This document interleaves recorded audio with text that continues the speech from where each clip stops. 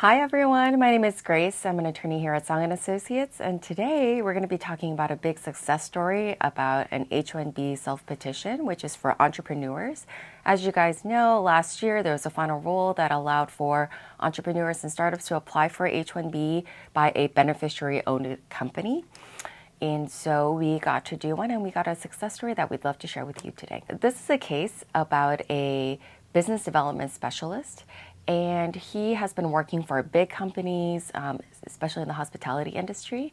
And he decided, you know what, I want to create my own consulting company because I know so much about business.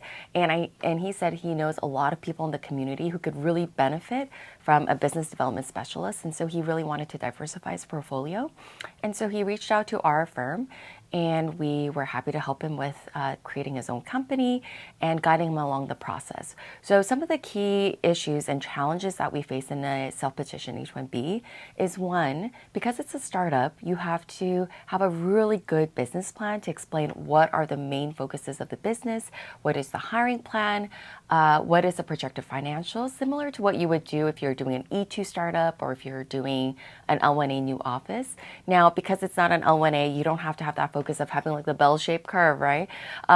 But you still want to have enough hiring to show who's going to be doing all the work that's involved in the business, because H-1B, it's still focused on specialty occupation. Even though the regulations do say that in the beginning, you don't have to only be doing your specialty occupation. That's the benefit of this 18-month H-1B, right? Is that you can be doing some as long as majority of your job duties are in your H-1B, because USCIS acknowledges that you're going to be doing admin work too, right? You're going to be starting up your own business. You're going to be hiring people. So as long as you can have a hiring plan that shows who you're going to be hiring to do the most of the bulk of the work after 18 months, that's good enough. So for him, it was very straightforward because he has an MBA. He has a consulting firm that's going to be doing business development services. So it was really easy to find that SOC code. We're going to file it as a market research analyst, and he's going to be working as a business development specialist and CEO on top of that, right? But if you're thinking about filing your own self-petition H-1B, you have to think about what business are you going to be creating? What startup are you going to be creating that is in line with your degree so that your work will still be in that specialty occupation? Another challenge that comes up in a self-petition for or an H-1B for startups is, how is this company going to be able to afford your prevailing wage? So you still have to file an LCA with that prevailing wage with one of the 4 wage levels. In this situation, if the wage level, let's say, is going to be wage level 3 and the wage is at $120,000, you need to be able to show that your company does have the ability to pay that. One easy way to do that is to commit investments of that amount or higher so that the company does have cash flow and is able to pay that wage. Another way you might be able to do that is saying, hey, I have contracts already with clients who are willing to pay us, and so here's my projected financials. I'm going to have more than ability to pay. And so we were able to show the investment amount that it was committed to the firm, and that would be sufficient to pay his wage. Now, of course, there are going to be other expenses, so it's not going to be enough just to show that wage alone.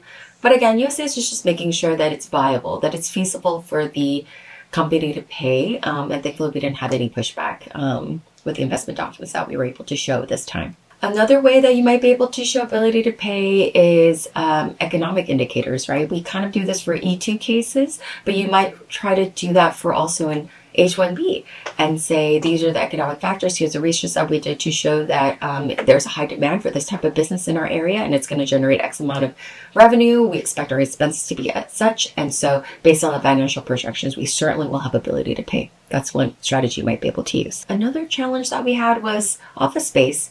A lot of times for like the L1A or even E2, sometimes you want to have a physical space.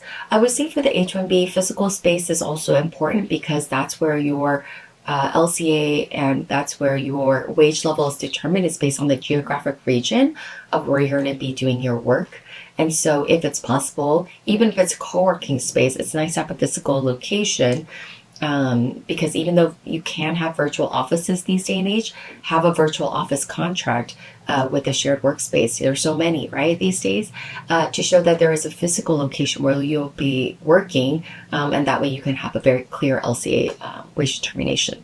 And keep in mind, H-1B sponsored by beneficiary-owned companies have always existed. It's just that the standards were a lot more high. It was a lot higher because you have to show off the get-go that you're going to be working in your specialty occupation only, and you would be getting 3 years, right? So you have to meet the same standards as everyone else.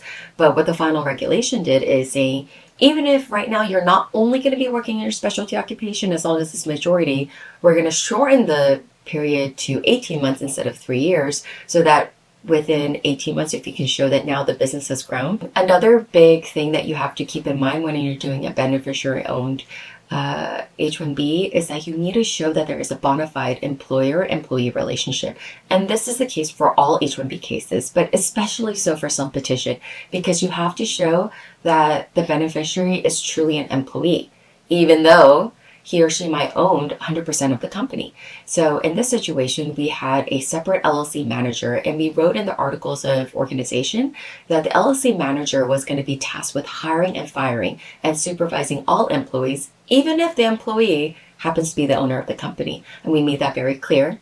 We also had a board of directors who would be overseeing the LLC manager, and then the manager would be directly reporting to the board of directors. So there was a clear hierarchy, but it was very clear that the hiring and firing was vested to another individual, so that he had a clear supervisor that he would be reporting to, and thus we were able to show that there was a clear bona fide employer and employee relationship. Another time constraint we had for this case is that the beneficiary's I-94 was going to expire in a few months, and so we wanted to make sure that this case got approved before his I-94 expired, and we also wanted to give our space for potential RFE. So that really shortened the time that we had to work on this case, and we also did it really quickly.